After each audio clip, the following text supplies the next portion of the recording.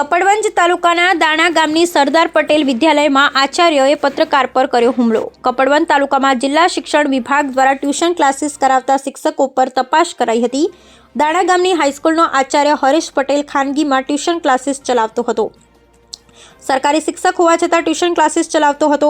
આજે સવારે પત્રકાર જલ્પેશ પટેલે હાઈસ્કૂલમાં આચાર્યની પ્રતિક્રિયા માટે ગયા હતા, ત્યારે આચાર્યની ઓફિસમાં આચાર્ય હરીશ પટેલે જલ્પેશ પટેલ પર હુમલો કરી મોબાઈલ ફોન તોડી નાખ્યો હતો।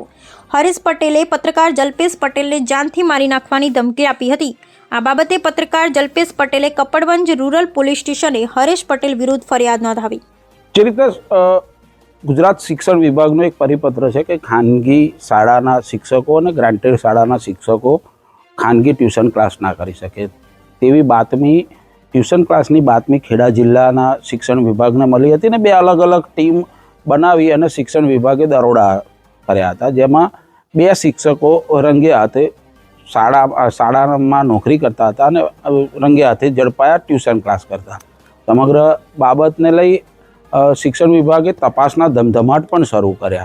ગઈકાલે શિક્ષણ વિભાગની મેં મુલાકાત લીધી હતી ને ત્યાંથી જ માહિતી લીધી અને બંને શિક્ષકોના નામ લીધા અને ગઈકાલે જે રીતના સમાચાર પણ પ્રસિદ્ધ કર્યા હતા, પરંતુ આજે બે તરફી એટલે એક તરફી સ્ટોરી ના થાય ને એક તરફી ના થાય તે માટે આજે પ્રતિક્રિયા લેવા માટે જ્યારે હું દાણા વિદ્યાલય પહોંચ્યો, એટલે કે સરદાર પટેલ વિદ્યાલય, જેના આચાર્ય હરેશ પટેલ જે છે તે પણ જે ટ્યુશન ક્લાસ કરતા ઝડપાયા હતા ને તેમની પ્રતિક્રિયા લેવા માટે જ્યારે પહોંચ્યો ત્યારે એકદમ જે આચાર્ય છે તે ઉશ્કેરાઈ ગયા અને મને જાનથી મારી નાખવાની ધમકી આપી।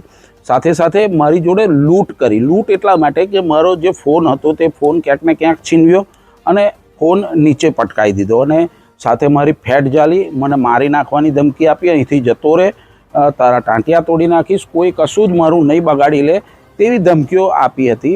અને મારો ફોન જે પટકાયેલો હતો તે મેં પાછો ઉપર લીધો, જોયું તો ફોન ચાલુ હતો, પણ એ જે આચાર્ય છે આચાર્ય કહેવાને લાયક નથી, એટલે જે ગુંડો હરેશ હતો, જે હરેશ પટેલ ગુંડો હતો, તેને બીક લાગી કે આ વિડીયો હજુ પણ મારા મોબાઈલમાં હશે, જે મારી જોડે મારામારી કરીને ઝપાઝપી કરી તેના, એટલે ફરીથી એને મારા હાથમાંથી ફરીથી એ ફોન છીનવી લીધો અને ફરીથી એ ફોન નીચે પટકાવી દીધો અને મને ફરીથી જાનથી મારી નાખવાની ધમકી આપી અને ટાંટિયા તોડી નાખવાની ધમકી આપી। સમગ્ર બાબતને લઈ મેં રૂરલ પોલીસ મથકે, કપડવંજના રૂરલ પોલીસ મથકે ફરિયાદ નોંધાવી છે અને ચોક્કસ મને ખાતરી છે કે પોલીસ હર હંમેશ ન્યાય કરતી હોય છે અને આ મારી બાબતમાં પણ ન્યાય મળશે।